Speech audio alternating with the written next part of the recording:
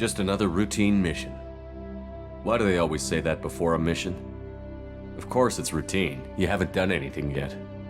It's everything that happens along the way. The choices you make, the paths you choose, that turn the routine into anything but. Of course, that's how it started. A routine mission, answering a distress call. And look where that got me. We were testing out the Normandy, Captain Anderson's new ship, when the distress call came in. An Alliance patrol on Eden Prime had been attacked. They'd seen something they couldn't explain. And whatever it was massive. I hit the ground with my lieutenant, Caden Olenko. A good kid, loyal, by the book, with a talent for biotics. We came across the lone survivor of the patrol, Gunnery Chief Ashley Williams. A soldier to the core. Tough, disciplined, ready to take on whatever came her way. Ashley joined up with us and took us to the spot where she lost her squad. That's when we saw it. The ship. Like nothing I'd ever seen. It was massive, scorching the colony and everything around it as it blasted away. We followed the path of destruction to an artifact, a beacon left by a long-dead race called the Protheans. The colony had dug it up, and whoever attacked them had tried to take it. Chief Williams made the mistake of getting too close. It hit her with some type of energy. I grabbed her and threw her out of the way. That's when it hit me. Hard. Every muscle in my body went rigid. I couldn't move, could barely breathe. Everything went black. And then I saw something. A vision, dream, a nightmare. By the time I woke up, we were halfway to the Citadel on our way to meet the Council. I was expected to explain what I'd seen. Anderson came along. So did Adina, our political representative on the Citadel. With those two heavyweights, it seemed reasonable we could persuade the Council that the ship we'd seen was a potential threat, as was the individual behind the attacks. The main suspect for the Eden Prime massacre was a Turian Spectre named Saren. He'd been seen by one of the survivors from the colony at Eden Prime, and there was some evidence to suggest that the ship was connected to Saren. But even Adina's pointed accusations weren't enough to convince the Council. They just couldn't believe one of their chosen elite Spectres could be guilty of something like that. They needed proof, which meant I needed proof. Fortunately, I wasn't alone in my search. Garrus, another Turian, wanted to help. A top agent for Citadel Security. Despite orders from his superiors that he shouldn't get involved, he told me he was suspicious of Saren, and he had some useful leads. More importantly, he was willing to share them. That led me to Rex, the biggest, nastiest looking Krogan bounty hunter I'd ever seen. He turned out to be more than just a brute. It was his intel that led to a fugitive with incriminating evidence on Saren. The fugitive turned out to be an energetic little Quarian named Tally. A tech expert with a knack for hacking, she'd procured some information on Saren. Evidence that proved Saren was dirty. Tally's evidence proved that Saren was responsible for the massacre on Eden Prime, and that the immense warship we'd spotted was in fact Saren's flagship. But it went much further. Saren was trying to find a way to bring back a race of sentient machines from dark space. Machines allegedly responsible for cleansing the galaxy of all organic life. These Reapers were blamed for wiping out all life 50,000 years ago, including the Protheans, then disappearing back through the mass relays to dark space, leaving no trace they'd ever been. That explained why Saren was after the beacon, and it made some sense out of my visions. But not much else. We couldn't convince the Council that the Reapers were a threat, but they agreed Saren had to be stopped.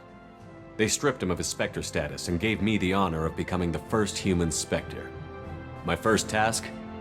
Bring down Saren. Anderson decided to stay behind, giving up his ship, the Normandy. He told me I would need it more than he would. He also pointed me in a direction. Liara, a Prothean expert, adept in biotics, and maybe most importantly, daughter of Benezia, Saren's top lieutenant. And like most Asari, as beautiful as she is intelligent, and born with a unique ability to meld with other species. Liara was able to help me decipher some of the vision the beacon had given me. Nothing concrete, but it gave me some clues. And a new appreciation for the Asari. Her technique for accessing my vision was unexpected, but not at all unpleasant. Ashley was a little concerned about the connection I shared with Liara. As commander, I knew either relationship had the potential to interfere with the mission. I decided discretion was the better part of valor, and kept my focus on our goal, finding Saren. Thanks to Liara's help, we had our next lead, Benezia. Saren had taken her to Novarian, where he'd enslaved a dangerous race of insect-like creatures, the Rachni. He ordered Benezia to use the same technique Liara had used on me to extract information from the Rachni Queen. The Queen's drones were everywhere, and they weren't happy. We had to fight through hundreds of them to get to Benezia. By the time we arrived, Saren was gone, with the information. I tried to reason with Benezia, but Saren had indoctrinated her. He had somehow acquired the ability to control people's actions and wills. Benezia wouldn't surrender, and Liara was forced to watch her mother die in her arms. And I was left with an angry, dangerous Rachni Queen to deal with. She claimed her drones would do no harm if I released her. But the Rachni had terrorized the galaxy before. I couldn't do it. I wouldn't doom an entire species for past sins. And the Queen was true to her word. She left and took her army of drones with her. With Saren's top lieutenant dead, he was quickly running out of time and places to hide. I tracked him down at his base on Vermeer, but we soon learned it was more than a base of operations. It was a breeding ground. Saren was breeding an army of Krogan. He'd found a cure for the genophage, a disease inflicted on the Krogan to prevent them from breeding and taking over the galaxy. But the Krogan Saren was breeding were slaves, mindless beasts that obeyed Saren's will. I had to destroy the base, and all its research. Rex disagreed. Violently. Rex wanted the genophage cure for his people. I tried to convince him to help me destroy it, that these Krogan weren't real. But he wouldn't back down. He just couldn't be reasoned with, and I couldn't let the base be saved, even if it meant curing the Krogan. Saren had to be stopped. When we finally got to the center of the base, I realized just how close Saren was to completing his plan. He was already in communication with the Reapers. Sovereign, Saren's flagship we'd all assumed was just a ship, was a Reaper. It spoke to me, threatened me. I could feel the menace it had for every living thing. It wanted me dead. It wanted us all dead. And I knew it was capable of doing just that. What I couldn't understand was why Saren would help it. But there was no time to think about it. Sovereign knew where we were. We had to destroy the base and get the hell out. I split up my team in 2 squads, sending Ash with one and Caden with the other as a distraction. We had a nuke, and we planned to use it. Before we could detonate the bomb, Saren showed up. We fought. I stalled him to make time for my team. And in talking to him, I realized the truth. It wasn't Saren who was indoctrinating everyone. It was Sovereign. The Reaper. And Saren was in deeper than all of them. He tried to convince me he was still in control, said he found a way to reduce the Reaper's influence, but he was kidding himself. Or believing the lies Sovereign was telling him. Before I could convince him to stop, he ran, leaving me just seconds to extract my squad mates. I tried, but I wasn't fast enough. I could only save one of them. Ash was a good friend, and a great soldier. But I had to choose, and I chose Caden. That was the last time Saren would slip away from me.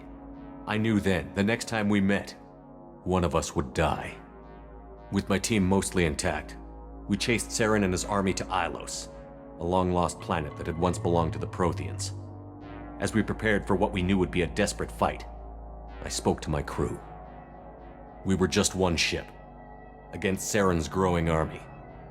I assured them all that despite the odds, we could defeat him. I'd never tell anyone, but I had my doubts. Leaving Ashley behind had hardened my resolve, but revealed a soft spot in my defenses. How many more friends and allies would I be willing to sacrifice in order to stop Saren? We arrived on Ilos, close behind Saren.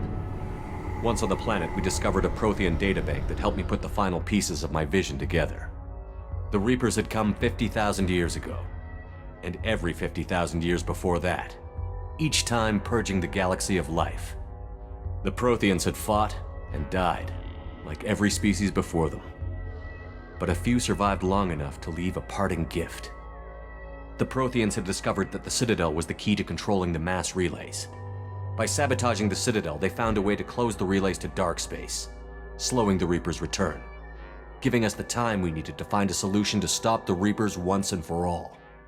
Saren knew this. He was leading his army to take control of the Citadel and re-establish the relays to dark space, bringing the waiting Reapers here to destroy us all. We followed him to the Citadel. It was intact, but heavily damaged. He had caught the Council fleets by surprise, and they were only now regrouping. And with Sovereign as his flagship, there was little hope the fleets could counterattack with enough strength to take back the Citadel. But Saren was done running, and I was done chasing him. As the Alliance and Citadel fleets battled Saren's army outside, I cornered the Turian bastard in the Citadel tower and confronted him. He died believing that the Reapers would save him. As I fought to regain control of the Citadel, the Council's flagship, the Destiny Ascension, fell under attack. Despite Saren's death, Sovereign and Saren's army continued to fight. The Council was aboard the Destiny Ascension, and they were requesting assistance. But I knew in order to help them, I would have to put our human alliance fleet in jeopardy. The Council could be replaced. The fleets were needed here and now if we were going to defeat Sovereign. Even with the Citadel back in my control, Saren defeated, and the Normandy leading the combined galactic fleet, the battle against Sovereign, a single Reaper, was relentless. It took the combined fleets of humanity and the other races, but in the end, Sovereign fell. But the costs were immense. While humanity's efforts in the war earned us our first seat on the Council, it was a hollow victory. The Reapers were still out there. I knew the fight was far from over, but as the one who'd led the fight against Saren, I was given new responsibilities. The choice of humanity's first counselor was left for me to decide. On the one hand, Udina, the lifetime politician. Ruthless and ambitious, he would easily navigate the political landmines that would soon be put in front of him. The other choice, Captain Anderson, the career soldier. Tough but fair, but a friend, and someone I could trust. Both great leaders in their own right. Anderson didn't want the job, which was a sure sign he'd be perfect for it. No ambition to get in the way. The war was over. The threat had passed. In time, the Council would rebuild itself. The Citadel could be repaired. Even the pain of lost friends would fade. But none of that mattered if the Reapers were still out there. And if they were all as powerful as Sovereign, we had to find a way to stop them. I had to find a way. I gathered my crew, took my ship, and went in search of answers. Officially, the Council would only say I was assigned to cleanup duty, rooting out any remnants of Saren's army. Just another routine mission.